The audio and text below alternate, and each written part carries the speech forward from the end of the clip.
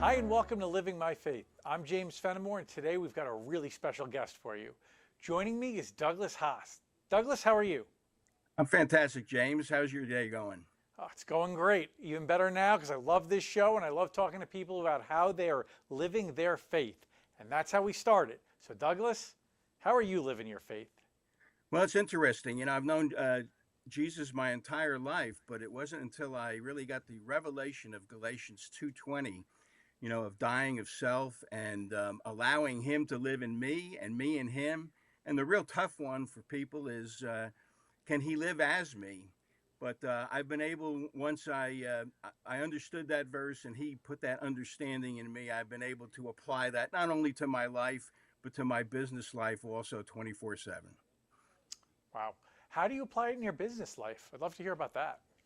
Well, I'm in the entertainment business. So Haaseline Entertainment is a company that brings entertainment IPs and intellectual properties to brands and to retailers and to businesses to, give them some spark and some entertainment pizzazz in their day. So you can imagine working in the entertainment business of music and movies and TV.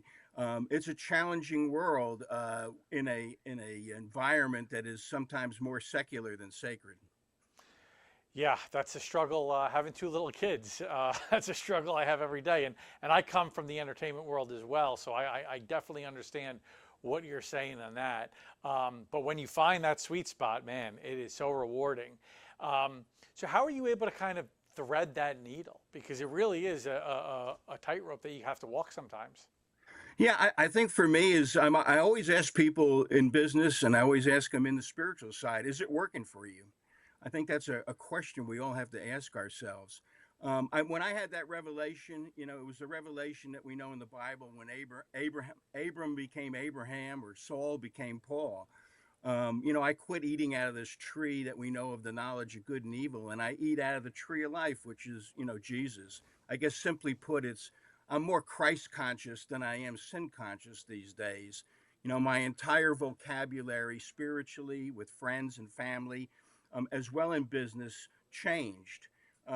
Words like righteousness and hope and peace and love and faith all changed for me because I was always trying to instill them in my life, instead of realizing that those words are a person named Jesus who will instill them into my business and who will instill them into my life. So words like endure became embrace, and words like relationship, and we hear that word a lot in spiritually, but anybody there's terrible relationships out there. Even in the Christian world, divorce is at a high level. I've changed that to union.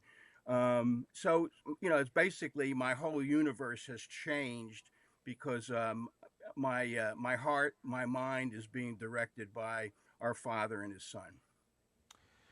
Sounds like the sanctification process did a real good number on you. Usually, when you say did a number on you, it's a bad one. But it really, the way you've changed, even the vocabulary you use, even that must have a real change on the posture of your heart. For those people that are newer to faith, that are just starting this walk, or maybe they've come back to Christ after a long time, what kind of advice can you give them on how they can start this process for themselves or continue it? Well, I think it's important to get into His Word.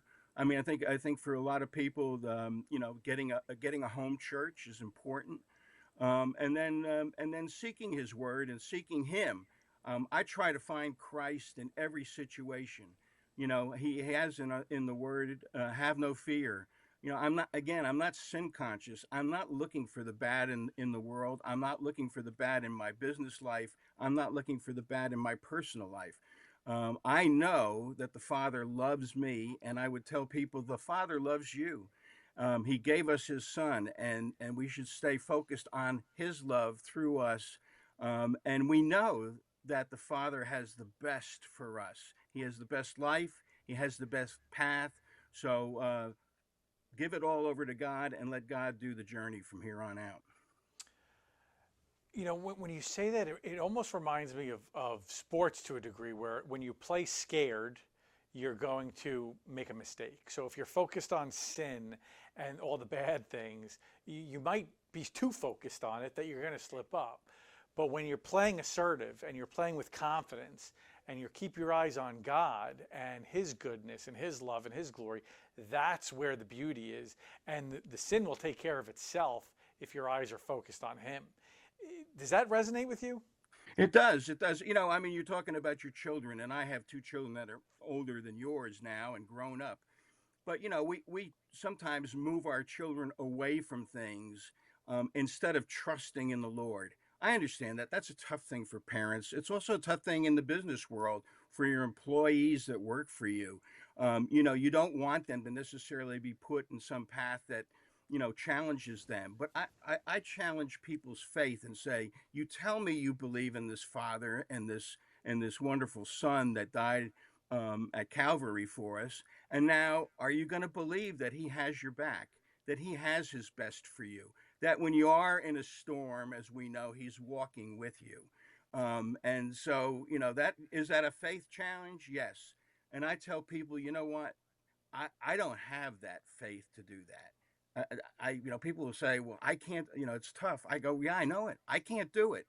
But the Jesus in me, Galatians 2:20, if you don't know that, go read it. The Jesus in me and the Jesus I'm connected to, He can do all things through me. So why am I trying to do things as I did in the past when I just knew Jesus? I tried to do everything like imitate Jesus.